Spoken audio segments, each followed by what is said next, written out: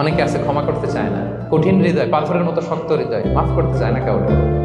উনি আবার মুনাজাতে বসলে আল্লাহ আল্লাহ আমারে মাফ করো, আল্লাহ আমারে ক্ষমা করো, কাঁদতে কাঁদতে বুক ভাসায়। উনি ক্ষমা চায়, মাগার উনি কাউরে ক্ষমা করে না।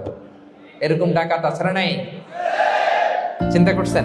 উনি ক্ষমা চায় আল্লাহর কাছে, কিন্তু উনি ক্ষমা করে না। প্রিয় ভাইরা, ক্ষমা করুন। যে ক্ষমা করে সে ক্ষমা পায়। আচ্ছা, একটু চোখটা বন্ধ করে, চোখ বন্ধ করলাম আমি, জানা অজানা পাপের পাহাড়ের দিকে তাকালাম। এবার একটু চিন্তা করেন যে কি পরিমাণে ক্ষমা আল্লাহর পক্ষ থেকে আমার জন্য প্রয়োজন। চিন্তা করেছেন? এবার চোখ খুলুন, পাপের পাহাড়ের দিকে একটু তাকান। আপনার আপনার জানা অজানা যে পাপের পাহাড়, তাকান এবং ভাবুন এগুলোর জন্য কি পরিমাণে ক্ষমা আল্লাহর পক্ষ থেকে আপনার দরকার, প্রয়োজন। সেই প্রয়োজনের তাগিদে হলেও ক্ষমা করুন। খেয়াল রাখবেন, যে ক্ষমা করে সে ক্ষমা পায়, যে অন্যকে ক্ষমা করে না সে ক্ষমা পায় না। তাহলে আল্লাহর কাছে ক্ষমা চাওয়ার আগে আপনি আপনার পাশের লোকদেরকে ক্ষমা করবেন। পারা যাবে?